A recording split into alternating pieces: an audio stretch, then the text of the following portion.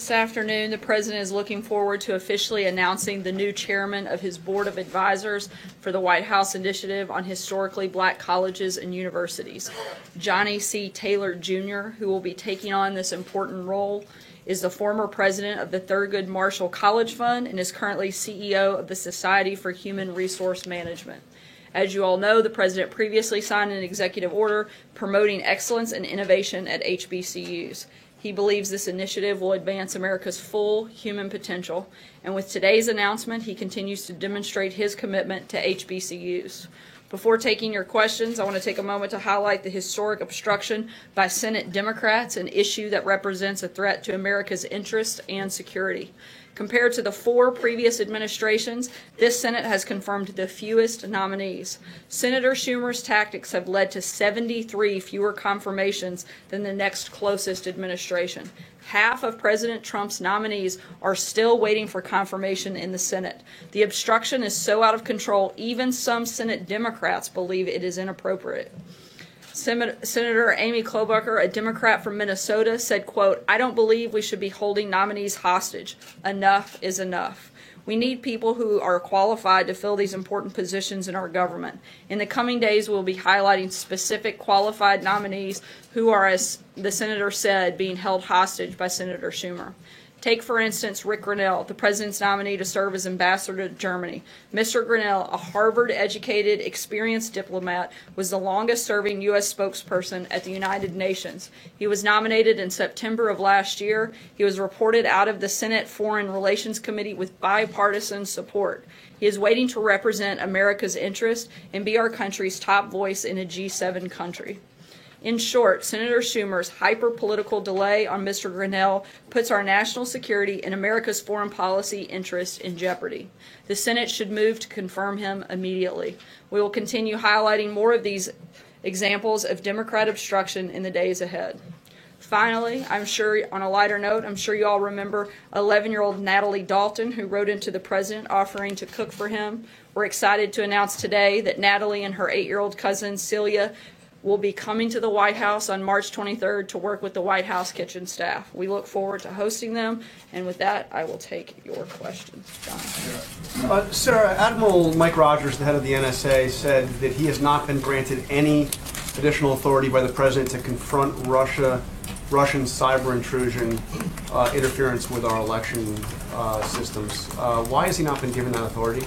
Look, just this week they announced through the State Department that $40 million is being given to the Global Engagement Center to begin providing immediate support to private and public partners that expose and counter Russian and Chinese propaganda and disinformation. We're focused on looking at a variety of different ways. As I told you last week, Department of Homeland Security Secretary Kirstjen Nielsen met with a number of both state, local, and federal officials working on ways that we can best prevent things like this in the future, and we're looking at a number of different options, and we're going to continue doing that over the coming weeks. But Admiral Rogers is the one that would have the agency that could actually go and confront Russian intrusion at the source, and he hasn't been given the authority. In fact, he says that the Russians haven't paid a sufficient price to make them change their behavior. He's the one with the power, with the means to do it. All he needs is a presidential directive, the authority from the president to do it. I disagree with the premise of your question. It's not just one individual.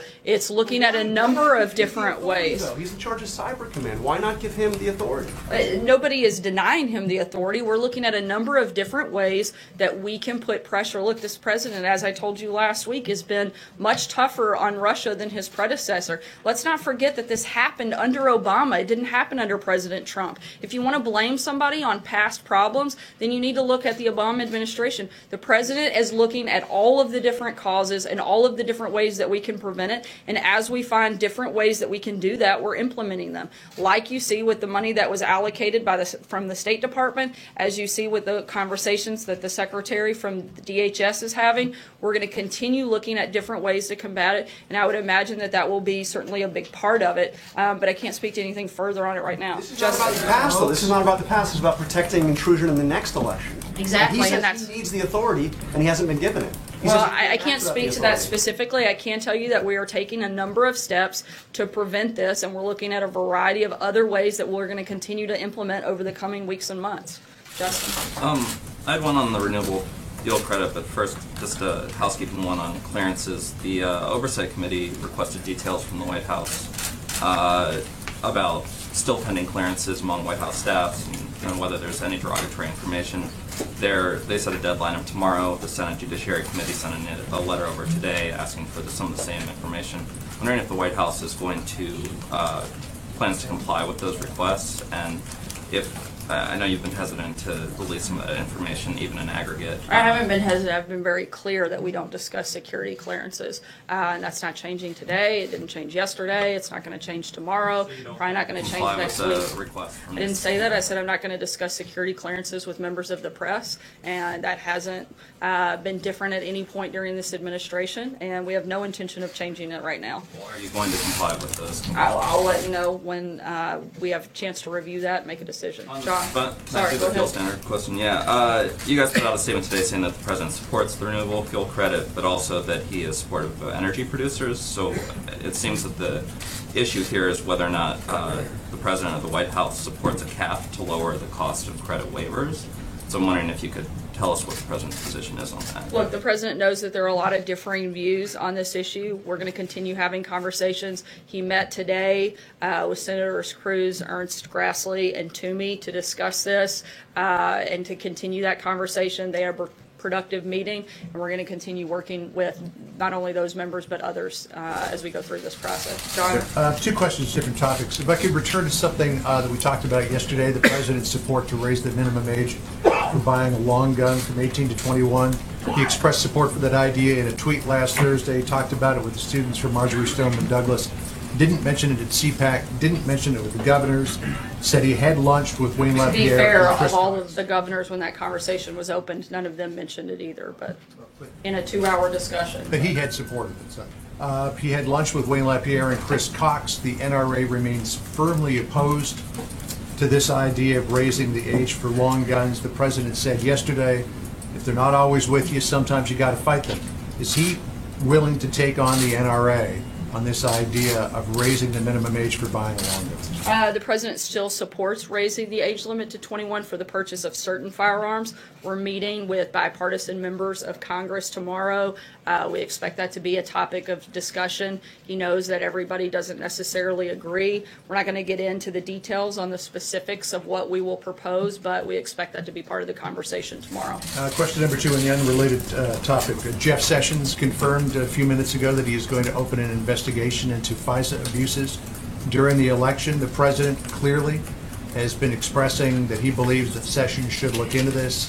Is the president happy now that Sessions is opening this investigation? I haven't spoken with him to determine his feelings, but as you said, it's something that he's clearly had frustration over. So I would imagine he certainly supports the decision to look into what we feel to be some wrongdoing. I think that's the role of the Department of Justice, and we're glad that they're fulfilling that job. Margaret? Sarah, I have one question, but one housekeeping item before that. You talked about nominations and how slow Congress is to move. I'm wondering, do you have a timeline on when the White House will name a nominee to be ambassador to South Korea? I don't have a timeline, and I don't have any personnel announcements on that position specifically. Okay. And then the question I had, again, going back to Admiral Rogers, he said today, we are not where we need to be or want to be on cyber. Does the White House, does the president plan to hold a National Security Council session to discuss specifically these concerns about having a menu of options to respond to a cyber attack, and one specifically in relation to Russia? In terms of a specific meeting, I don't know that a date is set, but I do know that there are constantly conversations going on within the administration on this topic, and we're going to continue those. I'll keep you posted on the president's schedule. Has there been one so far on Russia and cyber attacks? I know that he's been briefed on it. In terms of specifics beyond that, I'd have to check and get back to you. Jordan? Thank you, Sarah. Did anyone from the White House instruct Hope Hicks not to answer questions from the House Intelligence Committee about her time serving in the White House and the transition? As is always the case, I'm not going to comment on any individual's interactions with the committee, but we are cooperating because, as the president has said repeatedly, there is no collusion, and we're going to continue to cooperate. Hopefully, they'll wrap this up Why did you soon. refuse to answer the questions? Again, about I'm not the going to comment on any individual's specific interactions with the committee. I'd refer you to outside attorneys for that. John? Thanks a lot, Sarah. I just want to pick up on what Jordan was just asking you, and that is about this idea of citing executive privilege for conversations that took place during the transition period. We're told that's exactly what Hope Hicks, the communications director, cited in refusing to answer questions that were posed of her related to the transition period. Is the president aware, is the White House aware that no federal court at any level has ever granted that privilege pertaining to the transition period? Just because we asked the question in different ways, I'm still not going to comment on any individual's interactions with the committee. I'm also not going to comment on leaks from what is supposed to be a confidential setting. There continues to be zero evidence of collusion, and we hope these investigations wrap up shortly. Steve? To follow up on what Margaret was asking you, Joseph Yun, the State Department's envoy to North Korea, is retiring. How does that impact the diplomatic process? Look, we're going to continue appointing people to different positions, whether it's the ambassador of South Korea and a number of other positions. I don't have any specific announcements on it at this time. Secondly, the Chinese economic minister is here for trade talks. As you consider tariffs on steel and aluminum, what do you hope to hear from this fellow? He's meeting with a few different members of the administration, but not the president directly. I don't have any specific readouts from any of his meetings at this point. Sarah, thank you very much. House Speaker Ryan today disagreed with the president on arming teachers. He says he thinks it should be up to the locals whether teachers should be armed. What is the president's response to not having support from the Republican leader of the House? Look, as we've said, this is something that will continue to be part of the discussion with state, federal, and local officials, as well as law enforcement. The president's going to be meeting with bipartisan lawmakers tomorrow, and that'll be another one of those topics discussed, and we'll have further specific policy announcements later this week. But without the support of Speaker Ryan, how can this get any traction in the House? Again, this is part of an ongoing conversation. It's something that the president still supports. It's something he knows that there are a lot of differing views on. It's one of the topics that we expect to come up tomorrow, and we're going to continue having that discussion. I think the number one thing that we're looking at is every possible action that we can take that helps protect the safety and security of the school kids across this country. We're going to look at everything we can. A lot of those things that you guys have brought up today will be part of the discussion tomorrow, and we expect to have some specific policy proposals later this week. Steve? Yes, Sarah, today the White House announced that it's cutting about $8 million in aid to Cambodia for what it calls recent setbacks in democracy there.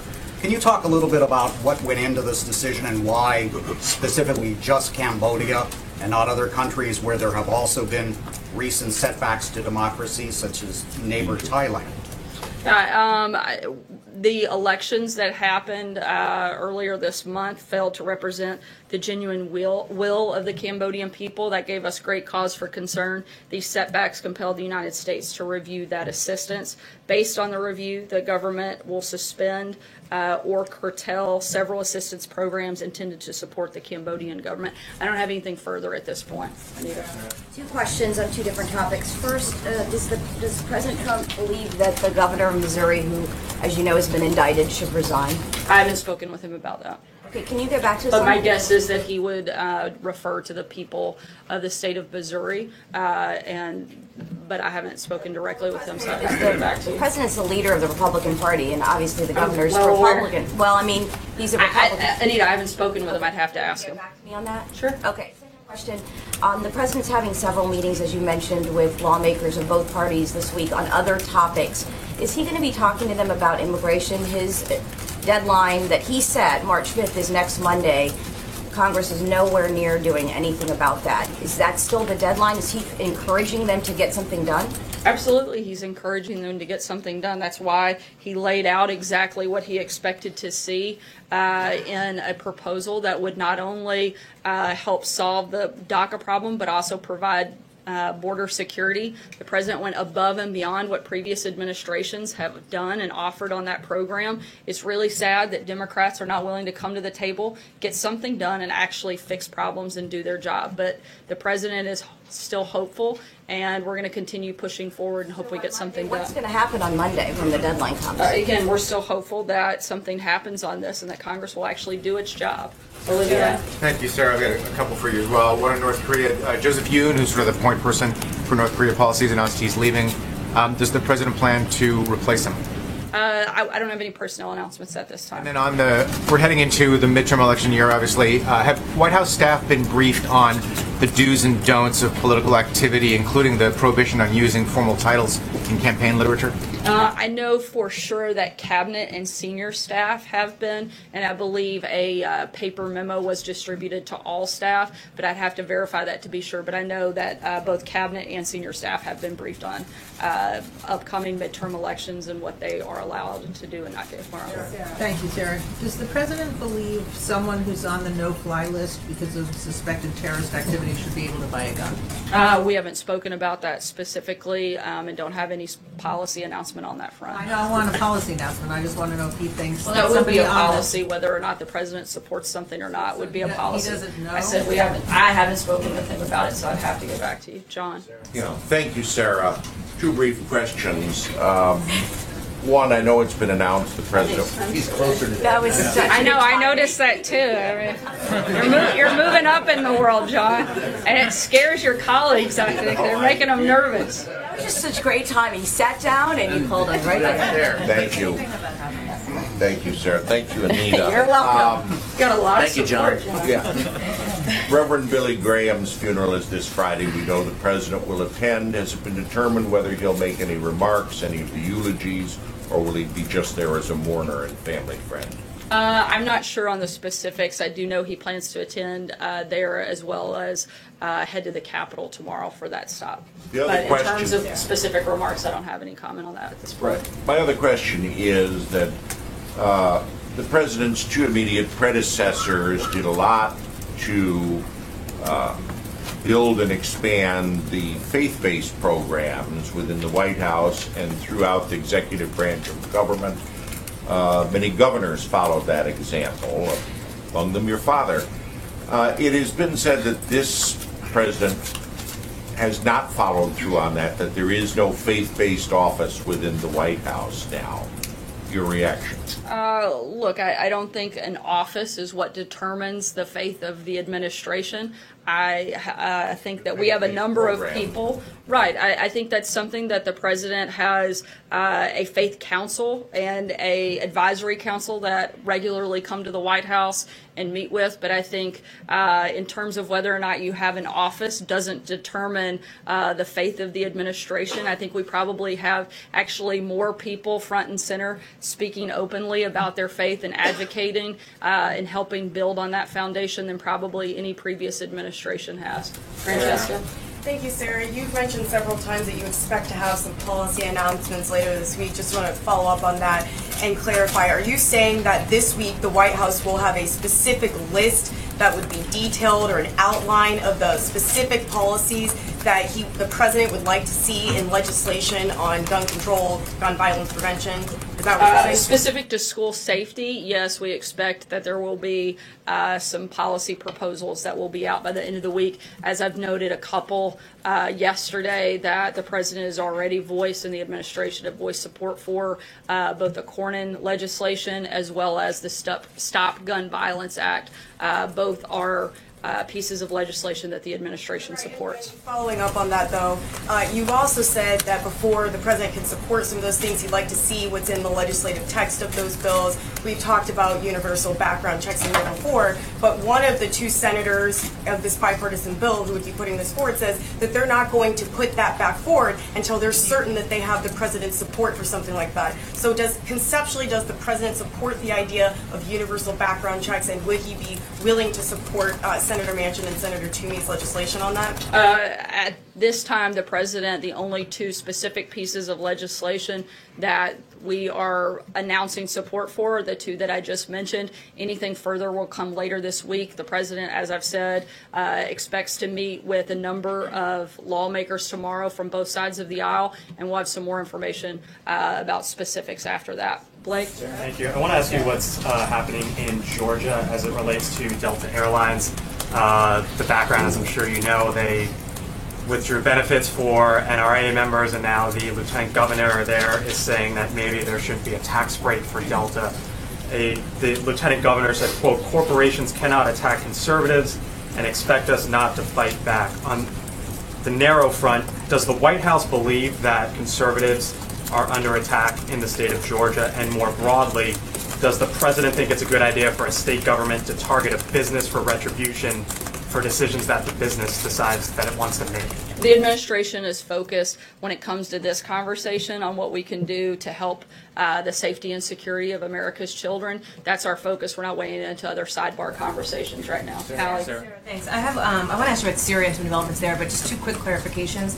To Justin's point, when he asked about whether the White House will meet the deadline tomorrow from House Oversight, it sounded like you said you'd let us know when you review it, but Trey Gowdy made that request 2 weeks ago. Have you guys not? I said I would let you know and get back to you that we don't have any announcement on that at this forum. And then on John, just to clarify on Jonathan's question here, just simply yes or no, will the president give the authority to Mike Rogers to seek additional authorities to go after Russia? I'm not going to get ahead of any specific direction by the president, but I can tell you that we are looking at a number of different things that we can do to prevent this from happening, and we're going to continue to be tough on Russia moving forward, just as we have been in this first year. Okay, I'm serious here, and it sounds like you're open to doing that. The president's open to those additional authorities? Open to, I'm sorry, what did you say? Additional authorities. The president is open to looking at a number of different ways of making sure that Russia doesn't meddle in our elections. Speaking of international relations, does the United States have reason to believe that North Korea is linked to Syria's chemical weapons program? I don't have any comment on that at this point. Sarah. Take the last question, Mike. Just one quick one. First, I want to just button up Steve's question about Liu Ha. You said he's meeting with some administration officials. Do you know who he's meeting with? We'll get back to you on the specifics of who he's meeting with. The president mentioned last week that... But I know it's not the president. I can tell you that. Okay. The president mentioned last week that John Kelly has a decision to make about Jared Kushner's security clearance. I know your policy on not talking about security clearances, except really in the case of Kushner, you guys have talked about him quite a bit. Has the chief of staff made a decision on John Kelly, and can you say what it is? As I said earlier, we do not comment on individual security clearances. We actually haven't commented on Jared's, as you indicated, but we have commented on his ability to do his job, which he's a valued member of the team, and he will continue to do the important work that he's been doing since he started in the administration. Thanks so much, guys. Have a great afternoon. Thanks,